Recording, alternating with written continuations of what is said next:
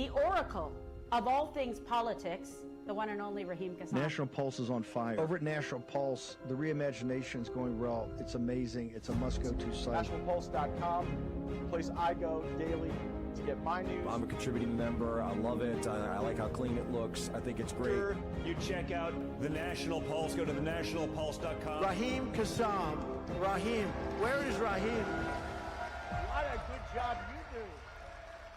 Here is Raheem, and welcome to, well, it's been a while, a new episode of the Campaign Trail, brought to you by the National Pulse, thenationalpulse.com. Make sure you're signed up at thenationalpulse.com/upgrade to help us with all of our work. I apologize for having been gone for so long, but it's for good reason. Those of you who know and who follow the site know that we have been extraordinarily busy the last several months. A lot of travel. Obviously, we had the big interview with President Trump. If you haven't yet got that, that's on, well, it's on everything. It's on X, it's on Rumble, it's on YouTube, it's at thenationalpulse.com, it's on this podcast feed, and, well, it's D-Day, right? It's DeSantis Dropout Day. Sunday, January the 21st, 2024, and finally, Ron DeSantis, the Florida governor, has read the writing on the wall. I wish a few other people would do that, not least Ronna Romney McDaniel, but that is a subject for another conversation.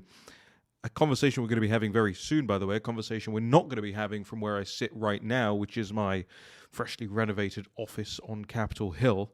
A lot of a lot of old technology that I've dug out of the drawers to bring this podcast to you today. So I hope the quality is all fine, that it all works correctly. And I've been trying to set up some video stuff, some visual stuff, but I'm not quite in love with the aesthetic yet. So we'll work on that. We'll bring that to you when I get good at it. From now, before I go popping bottles and celebrating later on this evening, why don't we hear from the man himself? Here's what Governor Ron DeSantis said today.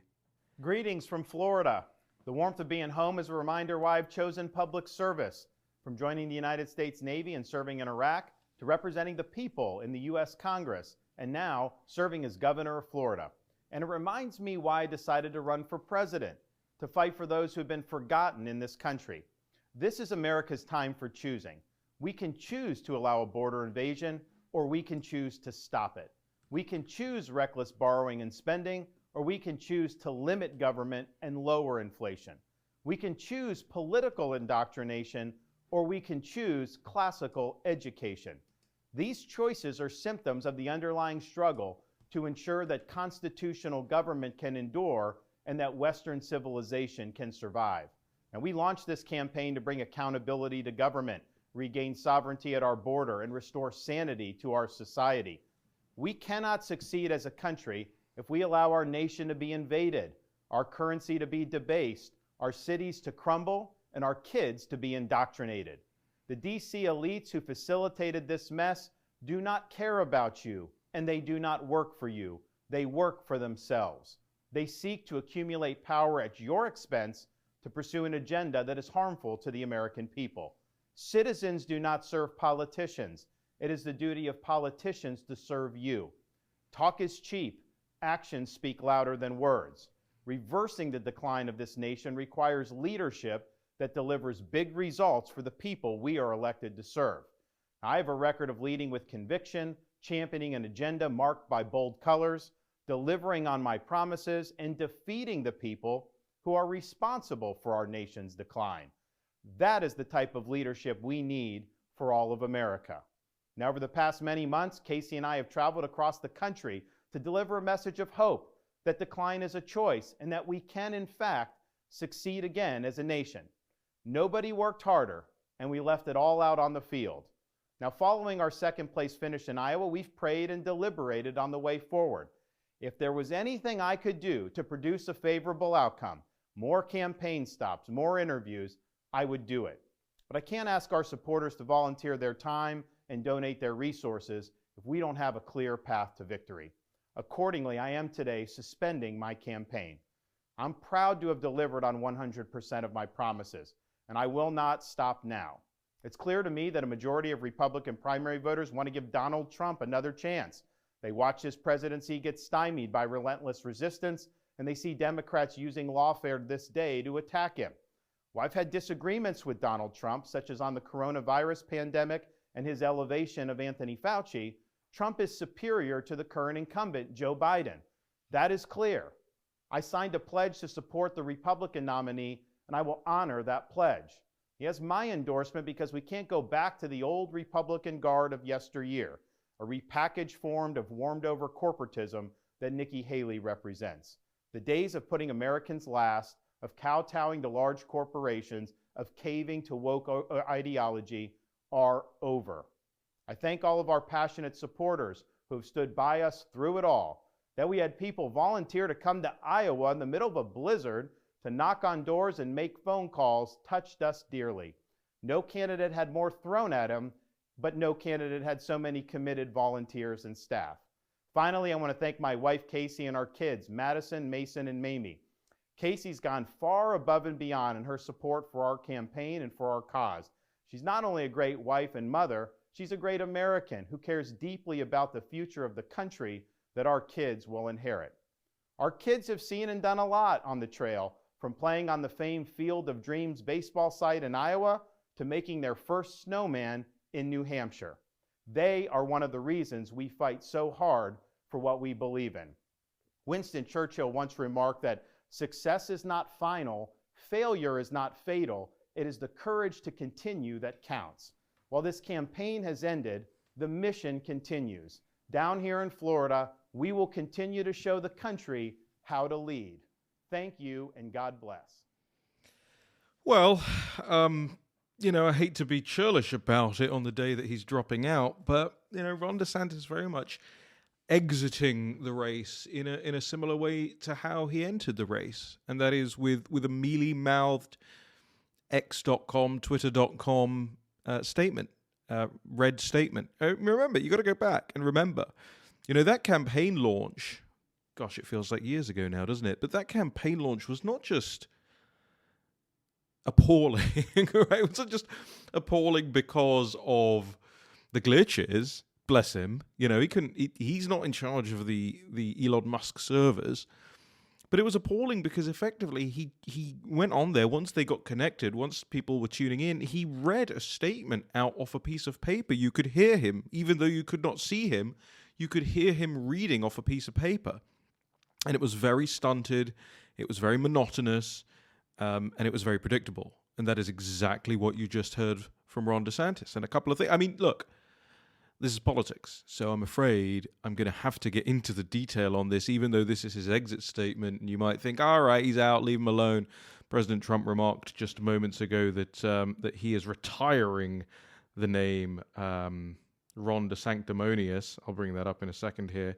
I like this new setup that I've built here. No offense to the people that built me my last one, but I much prefer this setup that I've pulled together for myself, because it lets me do what I used to do with this show that I think a lot of you will remember, which is kind of producing live and in real time. So I can just say, hey, I want this clip of President Trump saying something in New Hampshire right now, and I'm going to pull it up and I'm going to play it right here, you see, like this.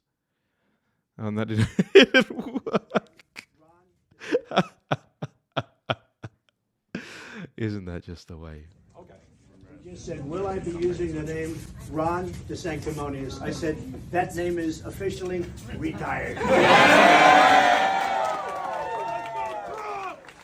Much easier than pulling the clips in and having to post-produce and all of this stuff now. But, because this is politics, like I said, I am going to have to, unfortunately, dissect what Ron... We're not going to call him DeSanctimonious anymore. We're not going to call him DeSanctus anymore. But what Florida Governor Ron DeSantis just said. And he ended his comments with that great Churchill quote, right? Defeat is not final, or failure is not final. Victory is never fatal. I messed that one up. Defeat is never fatal. Victory is never final. It's the courage. Gosh, I am rusty. It's the courage to continue that counts. Well, the problem with that is that Churchill never actually said that. So just as he flubbed, and just as I flubbed there, just as he flubbed his intro to the race on X, he flubbed his outro as well. And I quote from the Churchill Society at winstonchurchill.org, by the way, which is official. It says, unfortunately, we regret to advise this is a misquote. Not only did Churchill never say those words, he never said similar words, more usually attributed to him, which are success is not final, failure is not fatal, it's the courage to continue that counts. We base this on careful research in the canon of 50 million words by and about Churchill, including all his books, articles, speeches, and papers. Churchill did say, no one can guarantee success in war, but only deserve it. And he did say success always demands a greater effort. But unfortunately, he did not say what Ron quoted him on there. But hey ho, that's how things go. And I think the second thing that really stood out to me about that very long and drawn out statement there was, firstly, he couldn't help himself but have another dig at Trump, especially on the COVID stuff. You know, you go through a whole campaign where you go, COVID, Fauci. And like, yeah, everybody knows, right? Everybody knows. Everybody has their problems with it. Everybody's reconciling it in their minds and in their politics in different ways. But to have like an outgoing dig there, petty, pathetic, and of course, a lot of people will say, oh, but, you know, it's up to the Trump people now to bring the party together and so on and so forth. Yeah. I mean, sure. But at the same time, talk about being a sore loser and sounding like a sore loser there. And lastly, what stood out to me there, before I get into what I have written, which is the political obituary of Ron DeSantis here, which is up at thenationalpulse.com. I encourage you all to go and read it, share it with your friends, because it took a long time, and there's a lot of links in there as well, and a lot of things you wouldn't have heard before. There's a lot of obituaries flying around of Ron DeSantis and his political career, especially his presidential primary campaign. I like to think this is the best one. That's my Joe Biden impression, by the way. I like to think this is the best one. We'll do some Pulse Plus ASMR here. But just before we get into that, not the ASMR, the article, just think about this. He says, I'll try and do the nasal voice. He says, and finally, I want to thank my wife, Casey.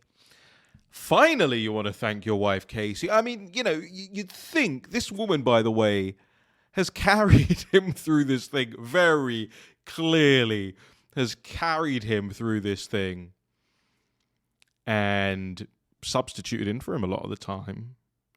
And she's the final thought. She's not like, he doesn't start the statement and go, first and foremost, I want to thank my friends and family, not least my wife, Casey, and our children for being with me here the whole way. That is how you start a statement as a husband and as a family man. You don't go through the whole thing, take your digs at Trump, and then at the end of it go like, oh yeah, and by the way, cheers, Casey. Yeah, great job there.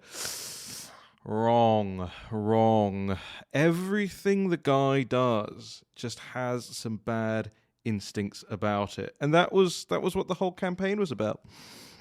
So I won't spend too much time here because I have arranged to go and celebrate with some MAGA friends here in Washington D.C. in just a moment, because this day was a long time coming, and it was so very bitter for so many of us. I can't tell you the number of people, the number of friends, actual real life friends, that we lost because of Ron's campaign and their greediness. And I'll get on to why I think that happened a moment ago.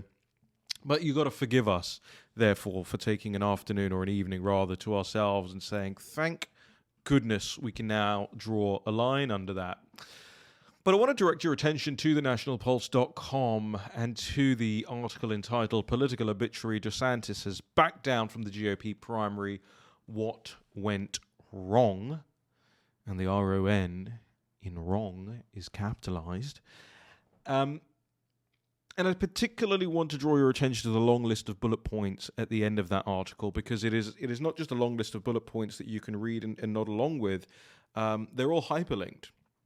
So you can kind of see step by step how precisely, and by the way, I wanted to do the book, What Went Wrong, capital and colorized RON.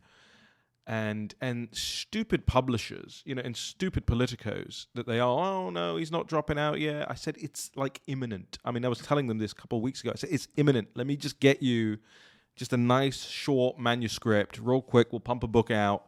Everybody will be better informed of it. Maybe I might make a few dollars here or there. God, perish that thought, right?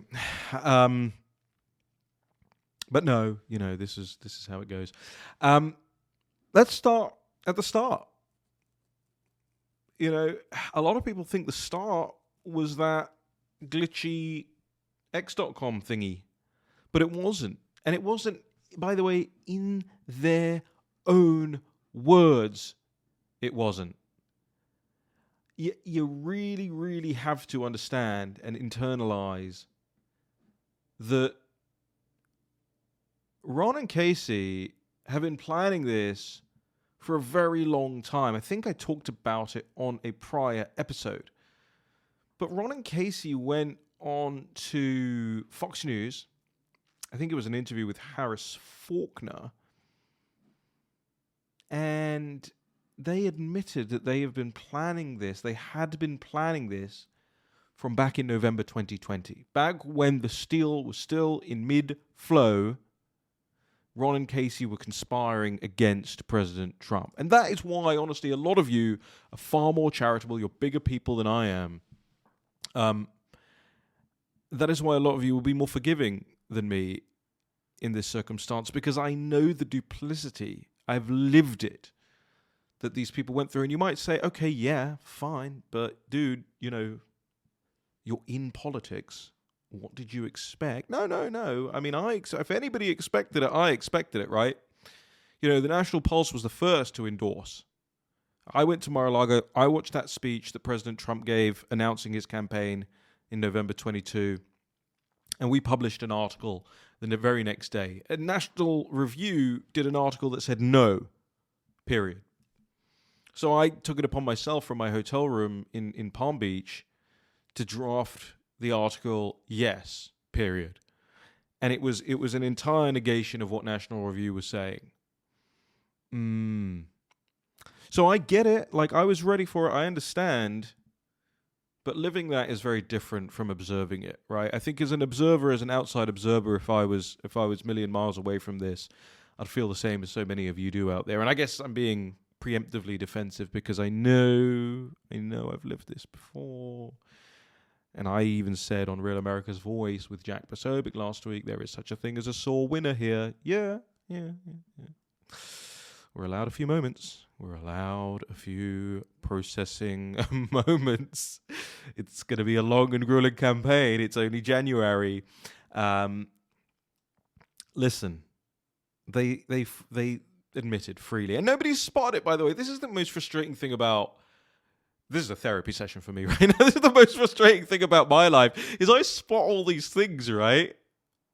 And you think, actually, it's a pretty big deal that they said that they were going to do it back in November 2020. They had decided between them, because that means in the intervening period of time, they were going out, recruiting staff, talking to donors, briefing press, all of this stuff. That's years.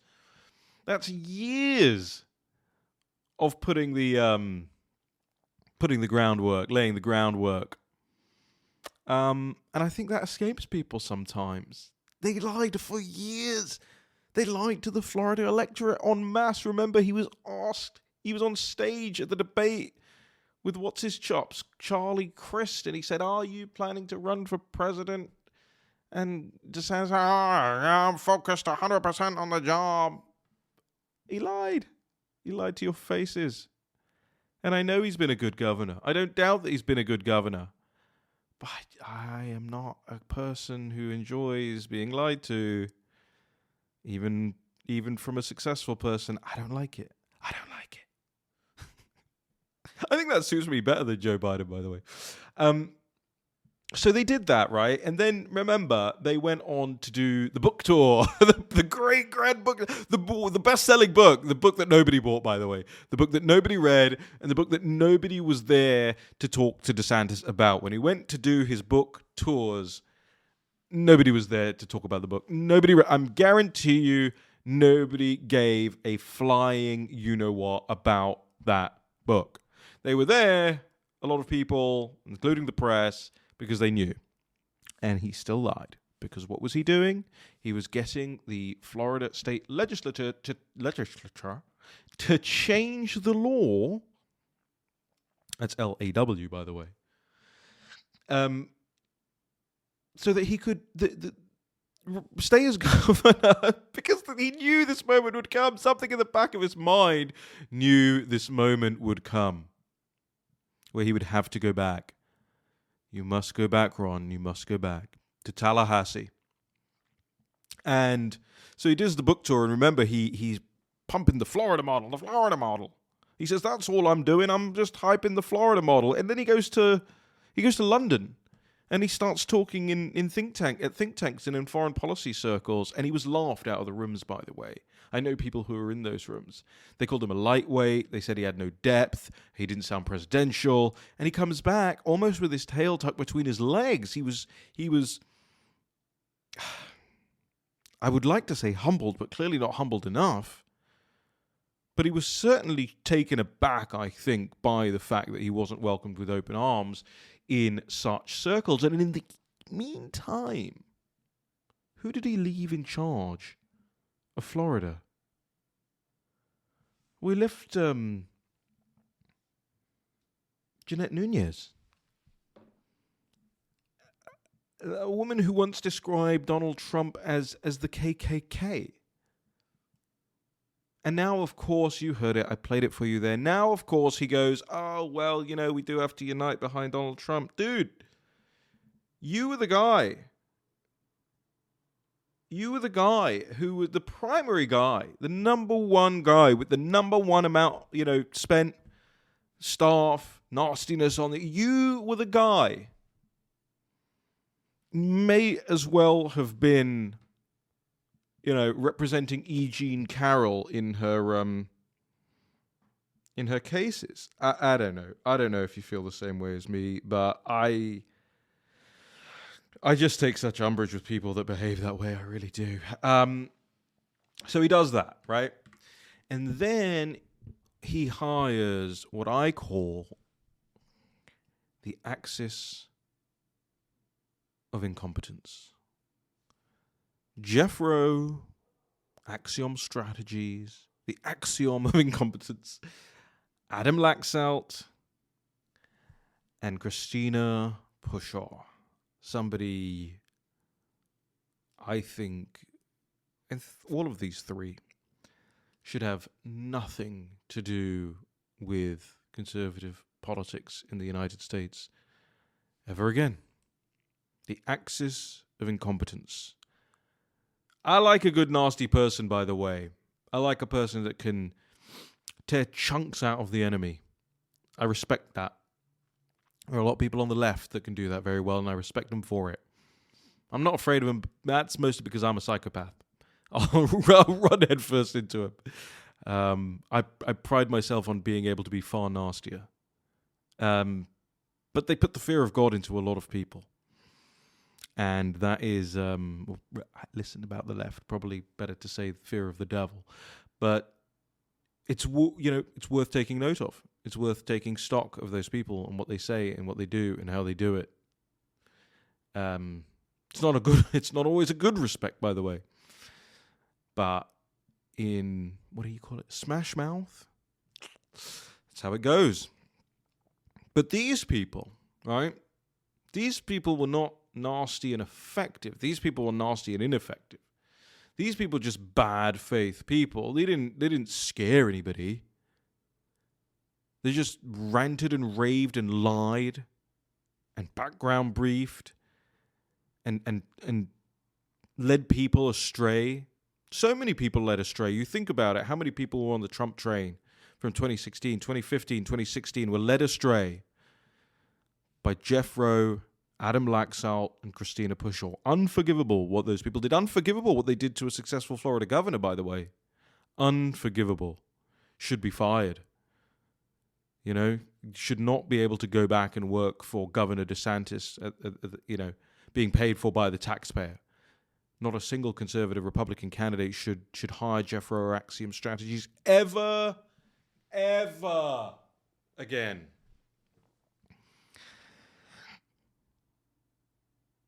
And, you know, they pulled people like Steve Cortez. They pulled people like John Cardillo, Matthew Tiermand, Anchor Baby Pedro Gonzalez, Clay Travis, Tommy Lahren, so many more. What do you do with those people? I don't know. We'll see. We'll see how much they're willing to doff the cap, how much they're willing to bend the knee, how much they're willing to go to bat for MAGA and say, honestly, with their hands on their hearts, that they got it wrong. We'll be able to tell. I can tell.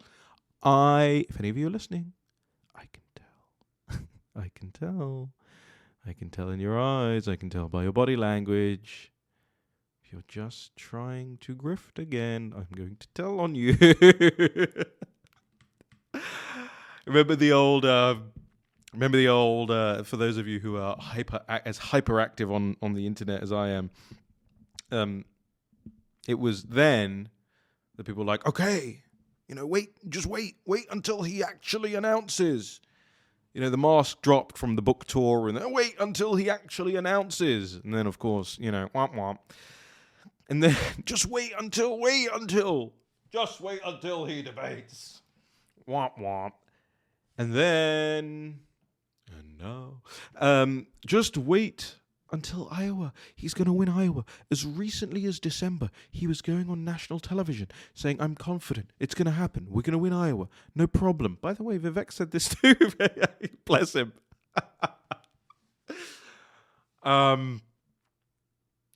Just wait until Iowa. We have the greatest, we have the most formidable, the most unassailable ground game. The polls are off. Actually, ladies and gentlemen, you know, for those of you who know my pedigree in this area, in this field, I think back to the early Breitbart News Radio days. I think back to, you would have never even heard of me back then, but 2013, I was running a little blog from my bedroom in northwest London, a little village, a little place called Hampstead Garden Suburb, for those of you that know it. The haters will say Golders Green. I was writing about the polling industry, what they get right, what they get wrong. I've done this for a very long time now, 10 years probably, focused on polling.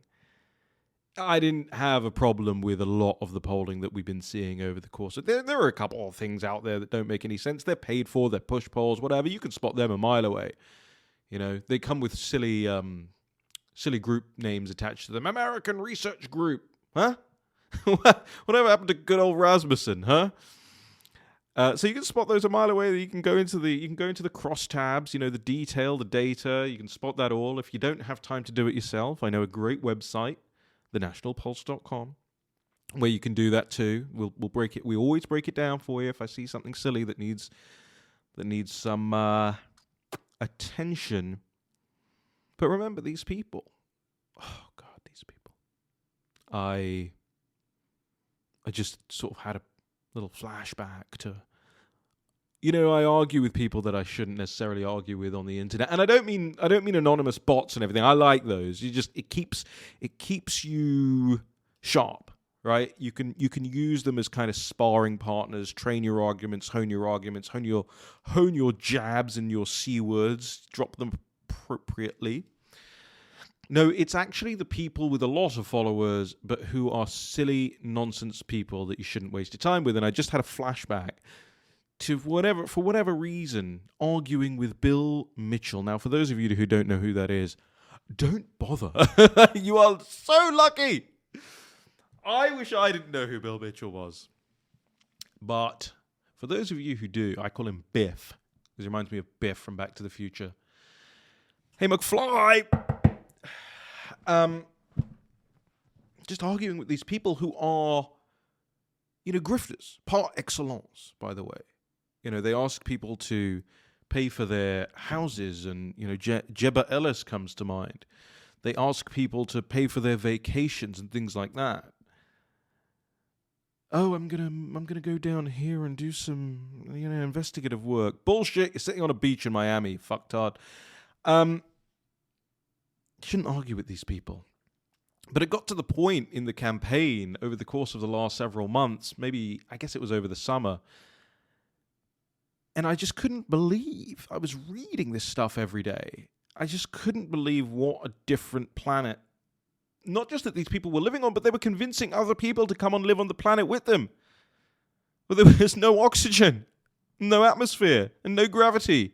You're just floating like a listless vessel. Oh, yes. I didn't even plan that, okay? Like a listless vessel. Thank you. So Iowa came, and obviously that was pretty recently.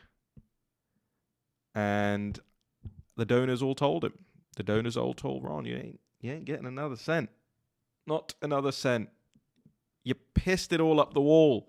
Hundreds of millions of dollars. For what? Well, yeah, okay, so Christina Pushaw has purchased herself a gold-plated yoga mat, I'm sure. And Jeff Rowe, he has a plane. He calls it Axiom Air. What a cock. What a cock. Who the fuck's my plane, by the way? I was talking to somebody about this earlier on the phone. Gosh, who was it now I was talking to? And there's no bloody prizes for being right in politics, are there? I think I've been right about every single political prediction of the last 10 years plus. Caned all of the enemies. Just absolutely annihilated them. Bent them over and spanked them. Over and over again. We break news. Transition Integrity Project, Fauci, Wuhan Lab, Peter Daszak, you name it. Where's my fucking plane? Anyway. Gosh, we're foul-mouthed today. And then, so on this article, again, I really want you to go there. TheNationalPulse.com, political obituary. DeSantis has backed down from the GOP primary. What went wrong? Then I put a list together of, maybe there's about 40 bullet points here. Not a single one of them will waste your time, by the way. I'm not into that. Not a single one of them will waste your time. The folly of picking Jeff Rowe and Axiom, the long-standing feud between Trump's campaign chief Susie Wiles and Ron DeSantis himself, the outsourcing of strategy to his wife Jill Kissy DeSantis, his establishment donors, his COVID revisionism, his profligate spending, the weirdos he put around him, his staff's bizarre ideological positions. DACA. The unexplained links with the Iranian donor, another story that we broke, Mori Hosseini. The ads that literally, remember this one? His ads that literally used Nazi imagery. His stripper donor. His reliance on high-dollar donors, remember? No small-dollar donors, all high-dollar donors, big corporate donors. Again, the weirdos he put around him. The connections with the 2016 Never-Trumpers. His insults towards MAGA Republicans. Again, the weirdos he put around him. Christina Pushaw. The attacks on pro-life Republicans, for all of that campaign that he was attacking Trump on, Trump's trying to take a general election footing on this issue, especially because Pro-Life Inc. here in Washington, D.C. does such a terrible job of messaging on abortion. That was a thing that we discussed in the interview that I did from Mar-a-Lago. And then Christina Pushaw and Ron DeSantis start attacking Father Frank Pavone, one of the most pro-life MAGA Republicans out there.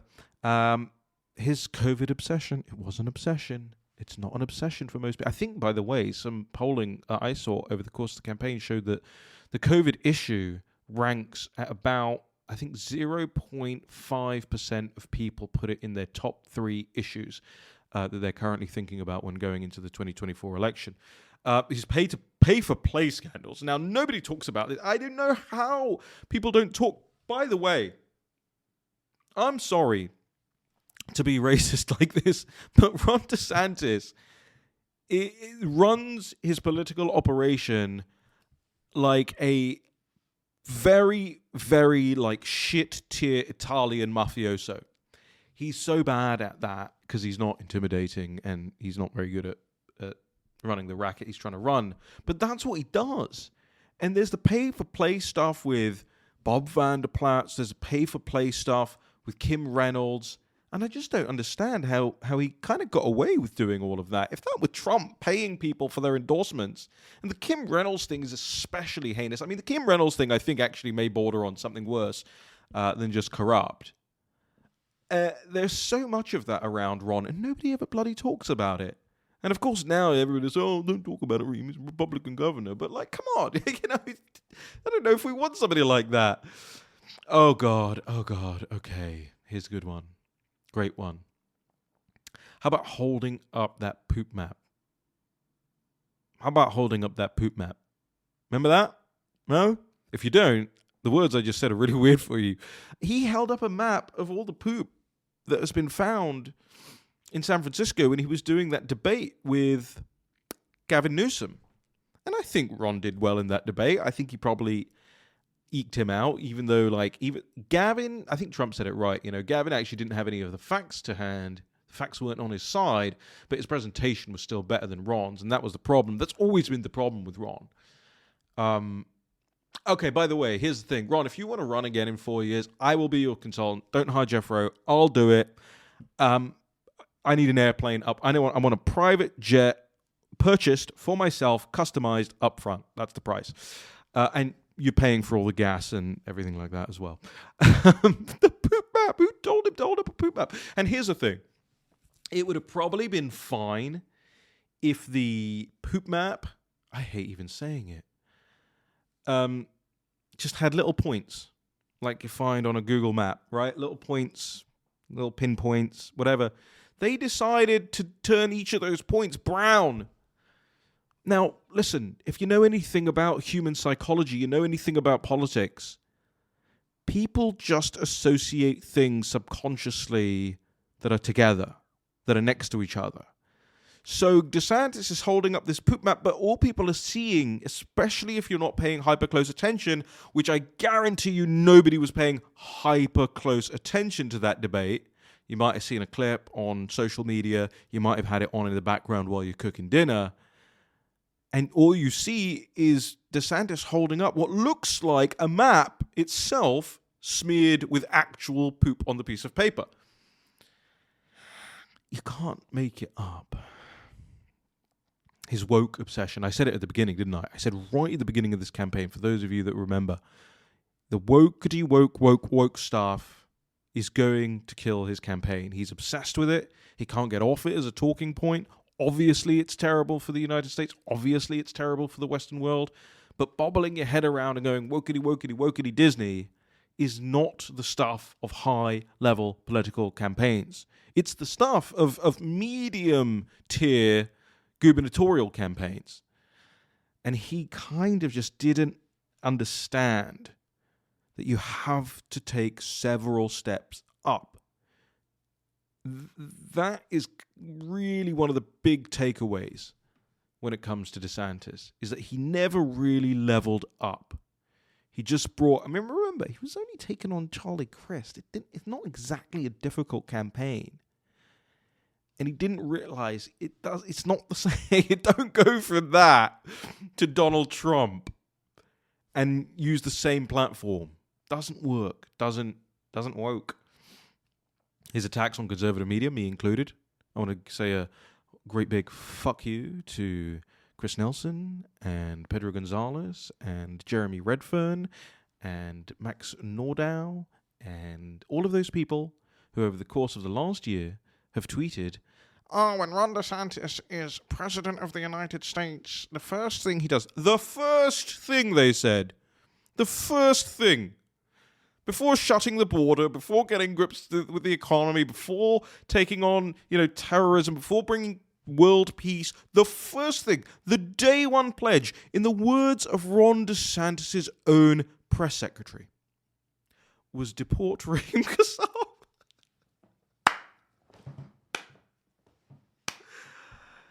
Yeah, boy, that is how in their heads we were. The attacks on Jan 6ers. And of course, I think it really, really all culminated in the last week when his staff attacked Donald Trump for going to his mother-in-law's funeral. That really was it. That was really lose the plot territory, and as if that didn't already happen. And I think he saw that. I genuinely think he saw that and went, you know what? I can't be working with these people. I can't be supported by these people anymore. They're just bad people. And again, that was Jeremy Redfern, paid for, by the way, by the Florida taxpayer. If you are a Florida taxpayer, you pay that guy's salary, who mocked President Trump for going to Melania's mother's funeral and threatened to deport me. I also want to know, like, what the mechanism for that would be. But that's who these people were. And so as we come to a close on this, I do want to give a shout out to some people who I thought did just a phenomenal job of scrutinizing and taking down the DeSantis operation over the last year. Well, firstly, I got to give a lot of credit to Team Pulse. I think the National Pulse has been really at the tip of the spear when it comes to a lot of this stuff. If you know anything about me, ladies and gentlemen, I love a good internecine fight. I am definitely not somebody that adheres to that, no blue on blue, no red on red, whatever. Don't punch right sort of thing. I will punch wherever I fucking want to. And Laura Loomer has done just a phenomenal job. I remember when she came to see me at the beginning of last year and kind of was at a loose end and said, I don't know what to do. I don't know how to go about this. I'm sure she wouldn't mind me telling you this. And I said, look, lock your eyes on the target and just keep going for it. Oh, but nobody retweets me. I've been shadow banned. Also, I said, lock your eyes on the target and just keep going for it. People will notice. I'll share the stuff. And now look, her stuff is bigger than ours in a lot of instances. So great big credit to her. And of course, the crazy psychopaths at the Dilly meme team. I don't even know who half these people are. I'm sure I've met them along the way at some of these events and so on. But these people, just absolute buzzsaws who ritualistically humiliated Ron DeSantis and his team just constantly. And I want to leave you with one of the hilarious things that they made. I think it's brilliant. It made me chuckle, and I want you all to go to if you're not yet subscribed to thenationalpulse.com/upgrade. You owe it to yourself. Get in the news. Enjoy. And now the end is near, and so I face the final curtain. My team, they made things worse. It's like I'm cursed, and now it's certain I ran the worst campaign. Dorky and weird, awkward and small, and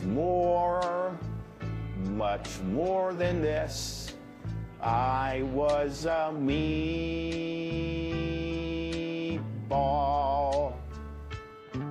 Regrets, I've had a few.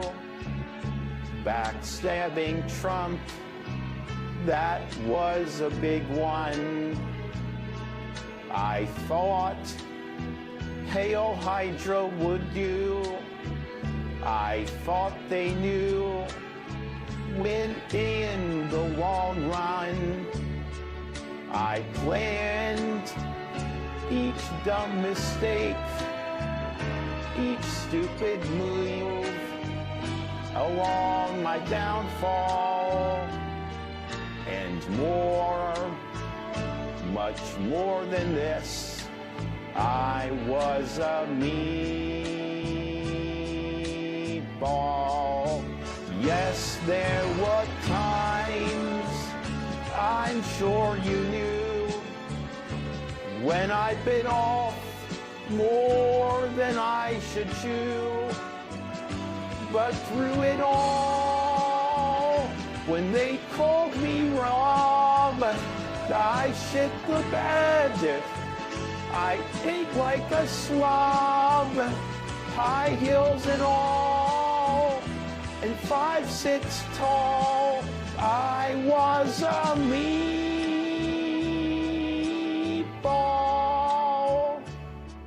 I've lied, fake laughed and cried. I lost it all, so tired of losing. And now the dreams have died. I find it all so confusing to think I could beat Trump. That was just crazy. Thanks a lot, Casey. Oh no, no chance at all. I was a meatball, for I'm just a nerd. I sweat a lot. I bake for class, and I eat my snot. Nobody minds what I do or say. All that they want is that I go away. High heels and all, and 5'6" tall. I was a meatball.